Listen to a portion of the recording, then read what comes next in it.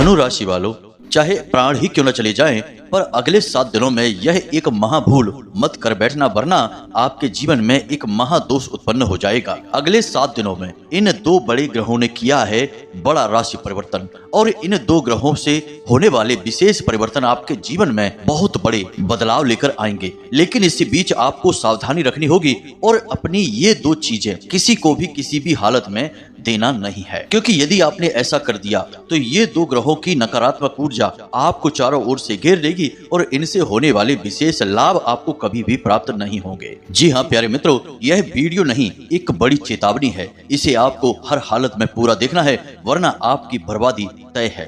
तो जयकारा बोलो माता रानी का, जगत माई महामाई माँ भद्रकाली की जय बोलो, माता रानी के साचे दरबार की जय बोलो। तो प्यारे मित्रों, आप सभी का बहुत बहुत स्वागत करते हैं धनु राशि भिंड यूट्यूब चैनल में। प्रिय बंधुओं, अगले 7 दिन आपके जीवन में बहुत बड़े महापरिवर्तन लेकर आने वाले हैं। या यूं कहें कि ये 7 दिन आपके जीवन में एक बड़ी अग्नि परीक्षा को लेकर आए हैं, क्योंकि इन 7 दिनों में 2 ऐसे बड़े ग्रह हैं जो महा राशि परिवर्तन करने जा रहे हैं। और इन 2 ग्रहों का प्रभाव न केवल आपके ऊपर बल्कि संपूर्ण राशि चक्र पर पड़ने जा रहा है। बहुत ही शक्तिशाली ग्रह हैं और इन दोनों ग्रहों का प्रभाव हर एक इंसान के जीवन पर कहीं न कहीं रहता ही है। तो ऐसे में आपको हर हालत में सतर्क रहना होगा। इन 2 ग्रहों से जुड़ी हुई चीजें ना तो आपको किसी को दान में देनी है, ना ही यदि आपसे कोई मांगे अपने प्रयोग करने के लिए तो उसे देनी है। और विचित्र विडंबना तो यह है प्यारे मित्रों कि अगले 7 दिनों में आपके जीवन में निश्चित तौर पर ऐसी घड़ियां आएंगी, ऐसा समय आएगा या परिस्थितियों का निर्माण होगा कि आपसे लोग इन 2 चीजों को 100% मांगेंगे ही मांगेंगे। और आप यदि इन चीजों के बारे में अनजान हुए, सतर्क नहीं रहे, तो आप इन दोनों चीजों को दे बैठेंगे और अपना सौभाग्य, अपनी किस्मत, अपनी परेशानी का हर एक समाधान दूसरों के हाथों में पकड़ा देंगे। अक्सर होता भी यही है कि आप अनजाने में कुछ ऐसी भूल, ऐसी गलतियां कर बैठते हैं कि बाद में आपको उनकी सजा भुगतनी पड़ती है और फिर आप अकेले में बैठकर सोचते रहते हैं कि आपने तो कभी कोई गलत काम नहीं किया, किसी के साथ कोई अहित नहीं किया, किसी का आपने कोई नुकसान नहीं किया, फिर आपके जीवन में परेशानी ही परेशानी क्यों है, आपके बनते हुए काम क्यों बिगड़ते चले जा रहे हैं। अब इन 2 चीजों का संबंध कुबेर से और माता लक्ष्मी से भी है। कुबेर जो कि धनपति हैं और माता लक्ष्मी स्वयं धन की देवी हैं, जीवन में सुख समृद्धि की कारक हैं। तो आपने यदि लापरवाही दिखाई, चीजों के बारे में सही ज्ञान हासिल नहीं किया, तो आपसे 100% माता लक्ष्मी तो नाराज हो ही जाएंगी, धनपति कुबेर भी आपसे क्रोधित हो जाएंगे। और जिस इंसान से इस संसार में माता लक्ष्मी नाराज होती हैं, उस इंसान के जीवन में माता लक्ष्मी की बड़ी बहन दरिद्रता प्रवेश कर जाती हैं, क्योंकि यदि लक्ष्मी नहीं है तो दरिद्रता है। और जिस इंसान के जीवन में दरिद्रता प्रवेश कर जाती है, उस इंसान के जीवन में 7 जन्मों तक कंगाली भुखमरी बनी ही रहती है। परिवार में क्लेश और कलह का माहौल बना रहता है। और इन सबसे बड़ी बात कि रिश्तों के अंदर मधुरता समाप्त हो जाती है, पति पत्नी एक दूसरे के दुश्मन बन जाते हैं, माता पिता भी अपनी संतान को पसंद नहीं करते, भाई भाई से झगड़ता है, घर का माहौल बिल्कुल वैसा हो जाता है जैसे कि किसी नर्क में कोई इंसान रह रहा हो। तो हम चाहते हैं कि आपके जीवन में इस प्रकार का दुखों का पहाड़ ना टूटे, आपका जीवन सुंदर बना रहे, कम से कम बहुत सुंदर ना हो तो जैसा अभी है वैसा तो चलता ही रहे। कहीं ऐसा ना हो कि इससे भी बदतर स्थिति हो जाए और आप पाई पाई को मोहताज हो जाएं, हर एक खुशी के लिए तरसने लगें। तो ऐसी परिस्थितियों से बचने के लिए आपको इस वीडियो को हर हालत में पूरा देखना है। हम आपको आगे बताने वाले हैं इन 2 बड़े ग्रहों के बारे में, इनके राशि परिवर्तन के बारे में। इसी के साथ साथ हम आपको इन 2 चीजों के बारे में और इनसे जुड़े हुए विशेष ज्योतिषीय और वैदिक महत्व के बारे में भी आपको सारी जानकारी देंगे। साथ ही साथ अगले 7 दिनों में कुछ ऐसे जरूरी काम हैं जिन्हें आपको हर हालत में कर ही लेना चाहिए, क्योंकि इन कार्यों को करने से आपके जीवन में बरकत आएगी और आपके जीवन से हर एक कष्ट धीरे धीरे ऐसे गायब होने लगेगा जैसे कि वह कभी था ही नहीं। कुछ बड़ी और विशेष सावधानियां भी हैं जिन पर आपको ध्यान देने की आवश्यकता है। तो बस सारी बातों को आपको विस्तार से बताएंगे, लेकिन इससे पहले हम चाहते हैं कि आप माता रानी के लिए आभार जरूर व्यक्त करें और कमेंट में पूरे भक्ति भाव के साथ जय मां भद्रकाली कृपा करो 1 बार नहीं 3 बार अवश्य लिखना। माता रानी की आपको पूरी कृपा प्राप्त होगी और अगले 24 घंटे में आपको एक अच्छी शुभ खबर सुनाई देगी, जिससे आपका मन अच्छा हो जाएगा। इसी के साथ साथ माता रानी के इस तुच्छ दास का आपसे एक छोटा सा निवेदन और है कि यदि आप इस चैनल पर पहली बार आए हैं तो कृपया कर इसे सब्सक्राइब करके बगल में जो घंटी का निशान है उसे भी अवश्य दबा ही दें। हम आपको YouTube पर सबसे उत्तम और श्रेष्ठ ज्ञान उपलब्ध कराते हैं जो आपके खुद के जीवन से जुड़ा हुआ है। साथ ही साथ इस ज्ञान में माता भद्रकाली की कृपा भी शामिल होती है, क्योंकि हमने लंबे समय तक माता रानी की सेवा की है और उनकी कृपा प्राप्त की है। तो जो भी बातें हम आपको वीडियो के माध्यम से बताते हैं उनमें कहीं ना कहीं माता रानी की अनुभूतियाँ, उनके आदेश भी शामिल रहते हैं। तो जब आप चैनल को सब्सक्राइब करेंगे तो आप न केवल हमारे बल्कि माता रानी के भी दिव्य परिवार के सदस्य बन जाएंगे। तो चलिए जल्दी से चैनल को सब्सक्राइब करिए और फिर आगे बढ़ते हैं। प्रिय बंधुओं, प्राचीन काल से ही एक कहावत चली आ रही है, जिसे आपने भी अवश्य सुना होगा, विनाश काले विपरीत बुद्धि। अब इस कहावत का मतलब यही है कि जब इंसान के जीवन में विनाश काल आने को होता है, उसकी बर्बादी होने को होती है, तो उसकी बुद्धि विपरीत कार्य करने लगती है। यानी कि जहाँ परेशानी होगी, जिस कार्य से कष्ट प्राप्त होगा, उसी कार्य में उसे रस प्राप्त होने लगता है और वह स्वयं अपनी बर्बादी का कारण बन जाता है। याद रखना मित्रों कि संसार में किसी भी इंसान को बर्बाद करने के लिए भगवान स्वयं नहीं आते हैं और ना ही किसी को आबाद करने के लिए, उसके जीवन में सुख समृद्धि लाने के लिए भगवान आते हैं। बस भगवान उस इंसान की बुद्धि इस प्रकार से कर देते हैं कि वह स्वयं ही अपनी बर्बादी का कारण बन जाता है। यानी ऐसे कार्य करता है, ऐसे फैसले लेता है जो उसकी बर्बादी का कारण होते हैं। और जब भगवान उससे प्रसन्न होते हैं तो उसकी ऐसी बुद्धि कर देते हैं कि उसके हर एक फैसले में उसे कामयाबी प्राप्त होती है और वह सबका दिल जीत लेता है। तो सब उससे प्रेम करते हैं और उसके आसपास का संपूर्ण वातावरण प्रेममय हो जाता है, भक्तिमय हो जाता है। अब यह बात बताने के पीछे हमारा आपको मकसद यही है कि जब ग्रहों की चाल बदलती है तो कुछ न कुछ चीजों का लेन देन लोग करते हैं और परिस्थितियों का निर्माण इसी प्रकार से होता है कि लोग अनजाने में यह कर बैठते हैं। अब जैसे कि मानकर चलिए कि आपकी राशि में शुक्र ग्रह लाभ भाव में गोचर कर रहा है और आपने शुक्र ग्रह से जुड़ी हुई चीजें किसी को दान में दे दी या फिर किसी को प्रयोग करने के लिए दे दी, तो अब यह शुक्र ग्रह जो आपको लाभ पहुंचाने वाला था, यह आपकी जगह उससे लाभ पहुंचाएगा और उसके जीवन में सुख समृद्धि भर देगा और आप जहां के तहां बने रहेंगे। उल्टा जब आप जरूरत से ज्यादा लेन देन करेंगे तो शुक्र आपसे नाराज भी हो सकता है और आपको लाभ की जगह हानि पहुंचाना शुरू कर देगा। अब यही ग्रहों का भाव रहता है, ग्रहों की इसी प्रकार की चाल होती है, इसी प्रकार ग्रह कार्य करते हैं। इसीलिए कहा जाता है कि दान धर्म आप करिए, लेकिन बहुत सोच विचार करके करिए। अपनी कुंडली में अपने ग्रहों की स्थिति का सही आकलन करने के बाद ही आपको दान करना चाहिए। अब इसमें भी एक बात है कि यदि आपको दान करना ही है और दान करने में आप यह नहीं समझ पा रहे हैं कि किस चीज का दान करें और किसका नहीं करें, तो फिर इसमें आपको सबसे सरल मार्ग बताया गया है। देव स्थान का जो दान है वह हर ग्रह को बहुत अधिक प्रिय है।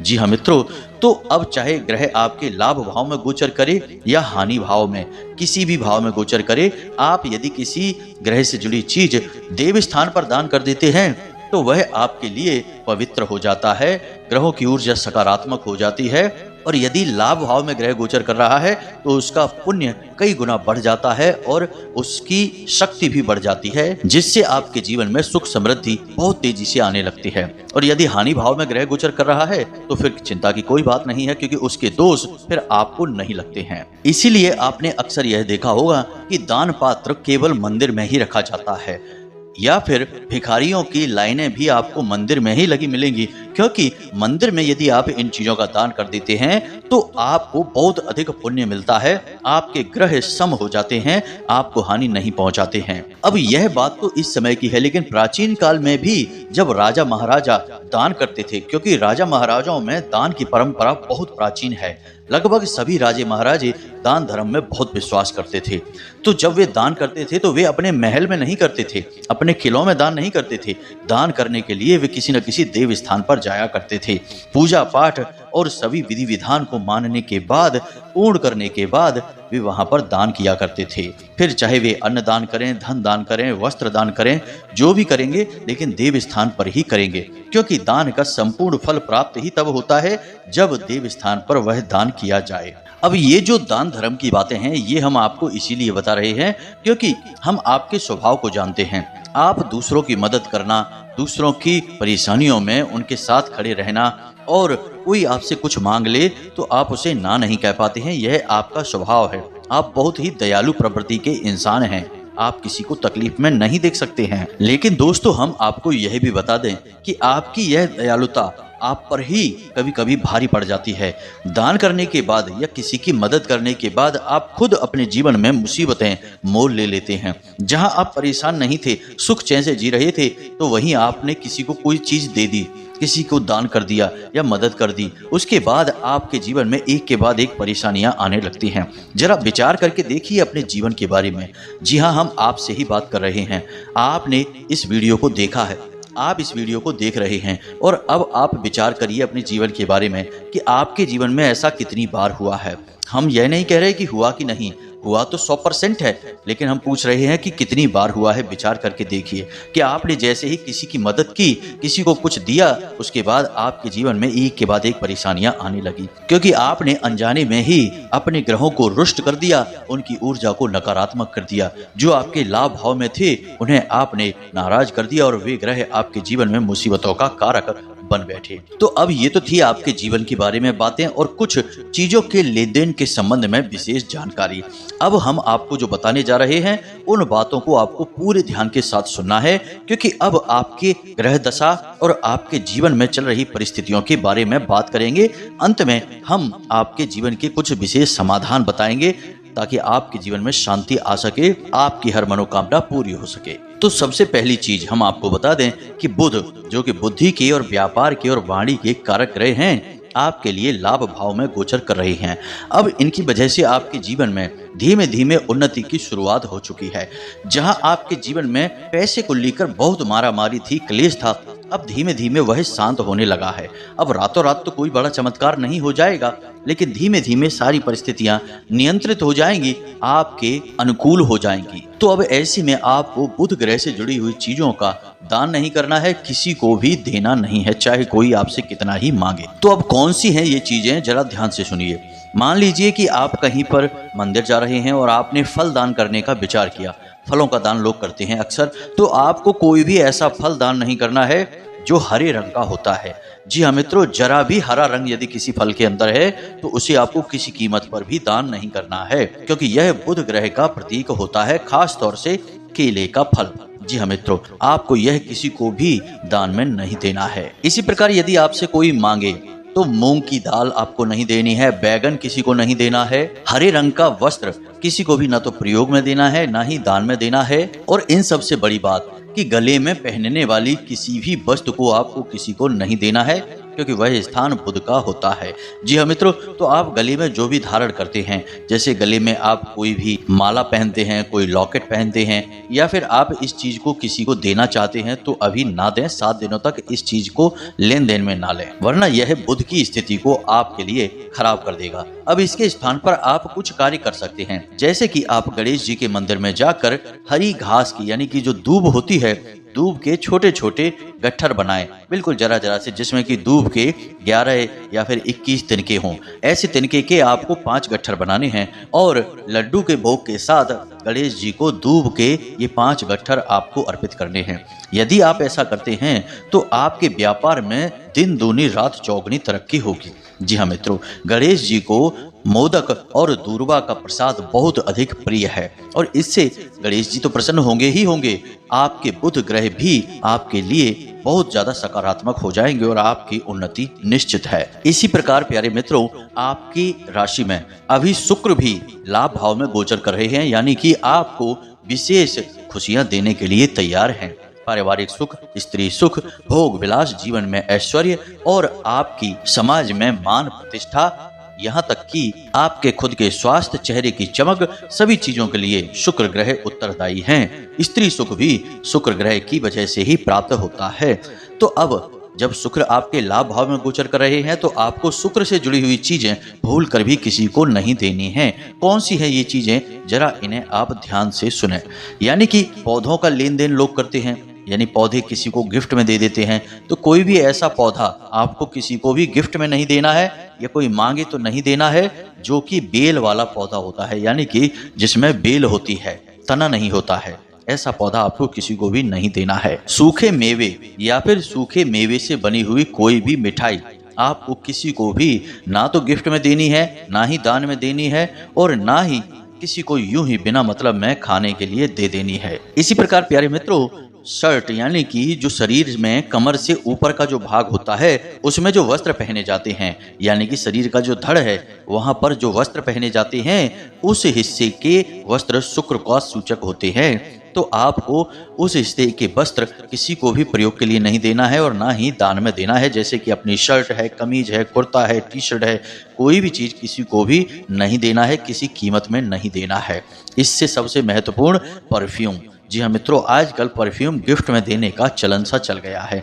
तो आपको भूले से भी परफ्यूम किसी को गिफ्ट नहीं करना है और आपका खुद का जो निजी परफ्यूम है वह किसी और को उपयोग के लिए नहीं देना है। कोई आपसे कितनी ही जिद करे तब भी आपको नहीं देना है। अब साथ ही साथ कुछ और छोटी छोटी चीजें हैं, जैसे कि आपके घर में रखा हुआ नमक। जी हाँ मित्रों, नमक जो कि शुक्र का सूचक होता है, चांद का सूचक होता है, 2-3 ग्रहों से इस नमक का बहुत गहरा नाता होता है। माता लक्ष्मी का भी प्रतीक होता है नमक। इसीलिए हमेशा यह कहा जाता है कि आप जिस जगह बैठते हैं काम करने के लिए, यानी कि चाहे आपका ऑफिस है, चाहे आपकी बिजनेस है, कार्यस्थली है, जहाँ पर आपकी सीट है, आपकी गद्दी है, वहाँ पर आपको छोटी सी डिब्बी में, कांच की डिब्बी होनी चाहिए, कांच की छोटी सी डिब्बी में थोड़ा सा सफेद नमक भरकर अवश्य रखना चाहिए। इससे चंद्र देवता प्रसन्न रहते हैं और आपको दिन दूनी रात चौगनी बरकत मिलती है। शुक्र भी आपके लिए लाभ भाव में आ जाते हैं और आपको सकारात्मक प्रभाव देते हैं। लेकिन इन सबसे कहीं बढ़कर माता लक्ष्मी की आपके ऊपर विशेष कृपा होती ही होती है। ये तो कुछ जरूरी सावधानियां हैं जो आपको अगले 7 दिनों तक रखनी है। इन चीजों का आपको लेन देन किसी भी कीमत पर नहीं करना है। अब हम आपको बताते हैं उन 2 चीजों के बारे में जिनसे हमने वीडियो की शुरुआत की थी। इन 2 चीजों को आपको भूल कर भी किसी को गिफ्ट नहीं देना है, प्रयोग के लिए नहीं देना है, और आपसे 100% अगले 7 दिनों में लोग ये चीजें अवश्य मांगेंगे ही मांगेंगे। जी हाँ मित्रों, तो अब ध्यान से सुनिए। आपका वाहन, जी हाँ मित्रों, आप जिस वाहन को चलाते हैं, चाहे वह आपकी साइकिल है, मोटरसाइकिल है, कार है, जो भी है आपका वाहन, वह आपको किसी को भी प्रयोग के लिए नहीं देना है। आपने यदि ऐसा कर दिया तो आप अपनी दुर्गति खुद अपने पास खींच कर लाएंगे। अब वाहन को कई रूपों में हमारे हिंदू धर्म में माना जाता है। सबसे पहला प्रतीक तो वाहन शनिदेव का होता है और शनिदेव की इस महीने में आपके ऊपर विशेष नजर है। जी हाँ मित्रों, तो आपको थोड़ा सा संभल कर रहना होगा। दूसरा कि वाहन को माता भगवती, माँ भद्रकाली का स्वरूप माना जाता है। तो यदि आप वाहन का लेन देन करते हैं, कोई आपसे मांगता है और आप यूं ही उसे दे देते हैं, लापरवाही दिखाते हैं, तो आपसे माता भद्रकाली और माँ भगवती भी रूठ जाती हैं। यानी कि आपके ऊपर 2 दिव्य शक्तियों का क्रोध टूट पड़ता है। इसीलिए कहा जाता है कि हमेशा अपने वाहन को धोकर, पोंछ कर, चमका कर रखना चाहिए, उसे गंदा नहीं करना चाहिए और घर में कोई भी खराब वाहन किसी भी कीमत पर रखा नहीं रहना चाहिए, उसे तुरंत हटा देना चाहिए। तो यह तो हुई पहली चीज। अब दूसरी चीज के बारे में बात करते हैं। प्यारे मित्रों, आपकी राशि में इस समय सूर्य विशेष प्रभाव दे रहे हैं। तो ऐसे में आपको सूर्य देवता से जुड़ी हुई कुछ चीजें हैं जो भूल कर भी किसी को नहीं देनी है, जैसे कि गुड़। जी हाँ मित्रों, गेहूं, किसी भी प्रकार की मिर्च। जी हाँ मित्रों, चाहे वह फिर लाल हो, हरी हो, काली हो, किसी भी प्रकार की मिर्च, और चने की दाल। जी हाँ मित्रों, इन चीजों में से किसी भी प्रकार की चीज का आपको कोई लेन देन नहीं करना है। कहीं ना कहीं परिस्थितियां ऐसी अवश्य बनेगी जब कोई आपसे इन चीजों को मांगेगा, या फिर आप अनायास ही ये चीज किसी न किसी व्यक्ति को दे देंगे, या फिर आप इनका दान कर बैठेंगे। तो आपको सतर्क रहना है, ना तो इन चीजों का दान करना है और ना ही ये चीजें आपको किसी को यूं ही गिफ्ट में दे देनी है। अब प्यारे मित्रों, एक सबसे जरूरी बात कि अगले 7 दिनों में आपके घर में कोई मेहमान अवश्य आएंगे। जी हाँ मित्रों, याद रखना, ये मेहमान दिव्य शक्ति को आपके घर में लेकर आएंगे, दैवीय कृपा को लेकर आएंगे। कोई भी हो सकता है, मेहमान किसी भी रूप में आ सकते हैं, कितने भी दिनों के लिए, कितने ही समय के लिए आ सकते हैं। आप याद रखें, हमारे हिंदू धर्म में अतिथि देवो भव, यानी अतिथि को देवताओं के समान माना गया है। यह इसीलिए माना गया है कि जब जीवन में शुभ ग्रहों के योग बनते हैं, हमारे जीवन में बरकत आती है, तब हमारे घर में देवी देवता भी आते हैं और अलग अलग रूपों में देवी देवताओं का आना होता है। तो मेहमान के रूप में देवी देवता जब आपके घर में आते हैं तो वे निश्चित तौर पर आपके जीवन में बड़े महापरिवर्तन लाना चाहते हैं, आपको बहुत कुछ देना चाहते हैं, तभी वे आपके घर में आना चाहते हैं। अब आप खुद ही विचार करके देखिए कि यदि किसी जानवर की ऊपर ऊर्जा धारण करके कोई देवी देवता आना चाहते हैं, जैसे पितृ हैं, आपकी कुल देवी या देवता हैं, या आपके स्थान देवता हैं, तो फिर वे आपके दरवाजे पर रुकेंगे। कोई भिखारी के रूप में आएंगे तब भी वे आपके दरवाजे पर रुकेंगे, लेकिन यदि मेहमान के रूप में आएंगे तो वे कहाँ आएंगे? आपके घर के अंदर आएंगे। यानी कि यह जो दिव्य शक्ति है, यह पूर्ण रूप से तैयार हो चुकी है आपके जीवन में खुशियां लाने के लिए, आपके जीवन में बन रहे शुभ ग्रहों के योग के लाभ आपको पूरी तरह से देने के लिए। तो अब यह दिव्य शक्ति मेहमान के रूप में आएगी तो सीधे आपके घर के अंदर चली आएगी। तो आपको कुछ जरूरी कार्य हैं जो अवश्य ही करने चाहिए ऐसे में। पहला कि मेहमान चाहे जो भी हो, जिस भी रूप में हो, उसका पूरा आदर सत्कार और सम्मान आपको करना होगा। दूसरा कि जब आप उस मेहमान को भोजन कराएं तो उस मेहमान की थाली में सफेद रंग का कुछ मीठा अवश्य रखें। जी हाँ मित्रों, यह आपके लिए बहुत अनिवार्य है। तीसरा कि जब तक मेहमान आपके घर में रुके, आप कोशिश करें कि ना तो आप क्रोध करें और ना ही आपके घर में क्रोधपूर्ण माहौल का निर्माण हो।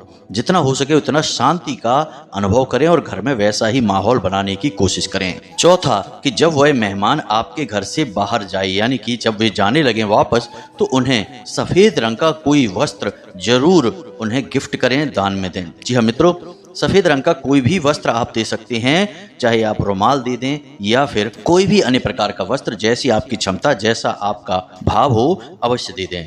इसी के साथ साथ अंतिम कार्य आपको यह करना है कि वे जो मेहमान आपको देकर जाएंगे कुछ ना कुछ चीज, जी हाँ मित्रों, अवश्य ही देंगे। चाहे आपके घर में जो छोटे बच्चे हैं उन्हें कुछ पैसे देकर जाएंगे या आपको कोई सामग्री देकर जाएंगे, तो उस सामग्री को, उस पैसे को आपको सीधा अपने घर में रखना है और फिर बाद में उसे किसी अच्छे दिन मंदिर में ले जाकर दान कर देना है। उसे उपयोग नहीं करना है। चाहे बच्चों को ही पैसे देकर क्यों ना जाएं, आप बच्चों से वो पैसे ले लें, उन्हें दूसरे पैसे दे दें, लेकिन जो मेहमान के द्वारा दिए गए पैसे हैं उन्हें आप किसी अच्छे दिन ले जाकर मंदिर के दान पात्र में डाल दें या मंदिर में प्रसाद उनका चढ़ा दें। जी हाँ मित्रों, बस इतना सा कार्य आपको करना है। अब प्यारे मित्रों, आपके घर में जब मेहमान आए, इन 7 दिनों में 100% मेहमान आएंगे ही आएंगे, तो आपको इन बातों का ख्याल रखना ही होगा। और इन कार्यों को यदि आप कर पाने में कामयाब हो जाते हैं तो फिर आप देखना कि कैसे आपके घर में दिन दूनी रात चौगुनी तरक्की होती है। आप मिट्टी को भी हाथ लगाएंगे तो वह सोना बन जाएगी, क्योंकि सारे ग्रहों की ऊर्जाएं सकारात्मक होकर आपको लाभ पहुंचाने लगेंगी। अब कुछ लोग इसमें ऐसे भी होंगे जिनके घर में मेहमान आएंगे ही नहीं। तो प्यारे मित्रों, आपके लिए बुरी खबर है कि आपके जीवन में कोई घोर नकारात्मक शक्ति है, गहरी नकारात्मक ऊर्जा है, जो कि आपके जीवन की सुख समृद्धि और आपकी तरक्की के बीच में बाधक का कार्य कर रही है। वह आप तक ग्रहों की सकारात्मक ऊर्जा को पहुंचने नहीं दे रही है। दैवीय कृपा भी आप तक पहुंच नहीं पा रही है। आप निश्चित ही बहुत ही परेशान और दुखी इंसान हैं। आपके जीवन में कोई भी सुख नहीं है। आप लगातार एक के बाद एक कष्ट और परेशानियों से जूझते चले आ रहे हैं। आप लिख कर रख लीजिए, ये बातें हमारी 100% सत्य होने वाली हैं। अब जिन लोगों के घर में मेहमान नहीं आएंगे उनके लिए कुछ विशेष उपाय हैं जो हम अगले वीडियो में आपको बताएंगे, क्योंकि उन्हें इस नकारात्मक शक्ति से छुटकारा पाना होगा, तभी उनके जीवन में किसी भी प्रकार की सदगति आएगी, बरकत आएगी, माता लक्ष्मी प्रवेश करेंगी। अन्यथा सब कुछ उनके लिए बेकार है। तो मित्रों, जो बातें हमने आपको वीडियो में बताई हैं, अगले 7 दिनों तक इन बातों का पूरा ख्याल रखना। ये सारी बातें आपके जीवन में सत्य होने जा रही हैं। हमने पूर्ण ज्योतिषीय आकलन किया है। इसी के साथ साथ माता भद्रकाली की कृपा और उनकी अनुभूति के आधार पर सारी बातें आपको बताई हैं। अब यदि आपके मन में कोई प्रश्न उठता है तो आप कमेंट करके पूछ सकते हैं, या फिर डिस्क्रिप्शन में दिए गए व्हाट्सएप नंबर पर मैसेज करके भी आप प्रश्न को पूछ सकते हैं। हमें साधना काल से जब समय मिलेगा तो हम आपके प्रश्नों को देखेंगे और उनके जवाब भी अवश्य देंगे ही। तब तक के लिए आज के इस वीडियो को विराम देते हैं। कमेंट में पूरे भक्ति भाव के साथ जय मां भद्रकाली कृपा करो लिखना। माता रानी की आपको कृपा प्राप्त रहेगी। हमेशा हंसते रहें, मुस्कुराते रहें, सकारात्मक बने रहें। याद रखें कि माता रानी की आपके ऊपर कृपा और आशीर्वाद आ चुके हैं, क्योंकि अब आप धाम से जुड़ चुके हैं। अब आप माता रानी के दिव्य परिवार के सदस्य बन चुके हैं। तो प्रेम से बोलो जय माई की, जय मां भद्रकाली। माता रानी आपका कल्याण करेंगी। धन्यवाद।